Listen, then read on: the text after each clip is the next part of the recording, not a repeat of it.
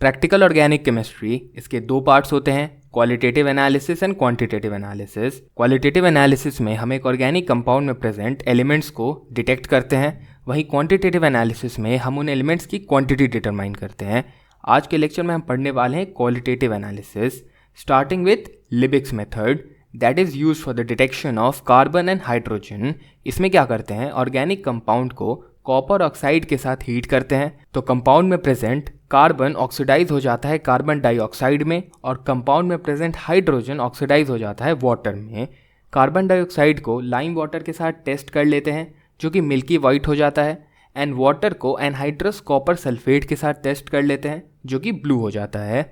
ये हो गया कार्बन और हाइड्रोजन का डिटेक्शन। बाकी के एलिमेंट्स जैसे नाइट्रोजन, सल्फर, हैलोजेंस और फॉस्फोरस, इनके लिए होता है लेसेंट टेस्ट। ऑर्गेनिक कंपाउंड को फ्यूज़ कर देते हैं सोडियम मेटल के साथ सो दैट कंपाउंड में जो भी एलिमेंट्स प्रेजेंट हैं वो कोवैलेंट फॉर्म से आयोनिक फॉर्म में कन्वर्ट हो जाएं।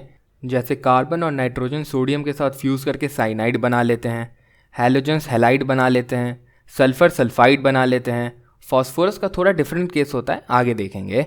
अब इस फ्यूज्ड मास को डिस्टिल्ड वाटर के साथ बॉईल करते हैं तो इम्प्यूरिटीज़ अलग हो जाती हैं और जो साइनाइड, सल्फाइड या हैलाइड बना है वो हमें मिल जाता है, जिसे बोलते हैं sodium fusion extract.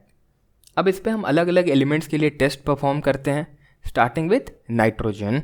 Sodium fusion extract को आयरन सल्फेट के साथ बॉईल करते हैं और कॉन्सेंट्रेटेड सल्फ्यूरिक एसिड के साथ एसिडिफाई करते हैं to get a Prussian blue colour.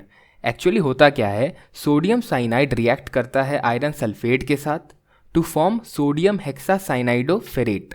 Sulphuric acid के साथ हीट करने पे कुछ Fe2+ ऑक्सीडाइज हो जाते हैं Fe3+ में। ये Fe3+ आयन्स रिएक्ट करते हैं सोडियम हेक्सासाइनाइडोफेरेट के साथ टू फॉर्म आयरन हेक्सासाइनाइडोफेरेट, जिसका एक प्रूशियन ब्लू कलर होता है। This confirms the presence of nitrogen in the compound. इसके बाद आता है test for sulphur. Sodium fusion extract को ट्रीट करते हैं सोडियम नाइट्रोप्रूसाइड के साथ to form a violet colour का complex. This confirms the presence of sulphur. एक और टेस्ट होता है, सोडियम फ्यूजन एक्सट्रैक्ट को एसिटिक एसिड के साथ एसिडिफाई करते हैं, देन उसमें ऐड करते हैं लेड एसीटेट। लेड सल्फाइड का ब्लैक पीपीटी मिलता है। This confirms the presence of sulphur in that organic compound.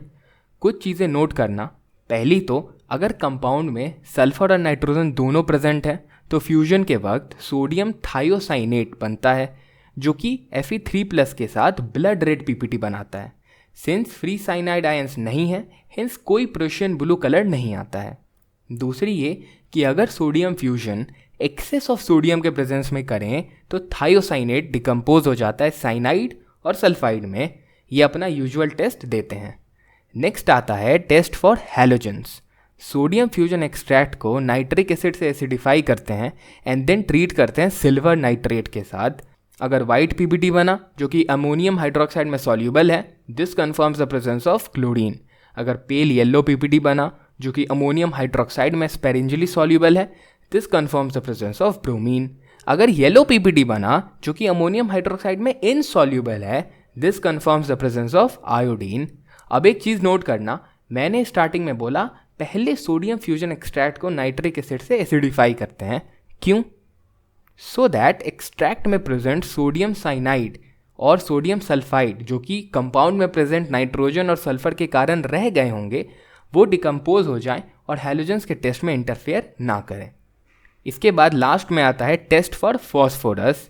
Compound को हीट करते हैं एक ऑक्सीडाइजिंग एजेंट के साथ, for example sodium peroxide, so that compound में प्रेजेंट फॉस्फोरस कन्वर्ट हो जाए फॉस्फेट में। इसके बाद इस सॉल्यूशन को बॉईल करते हैं नाइट्रिक एसिड के साथ टू फॉर्म H3PO4। देन इसको ट्रीट करते हैं अमोनियम मोलिबिडेट के साथ to form a yellow PPT of ammonium phosphomolybdate. This confirms the presence of phosphorus in that organic compound.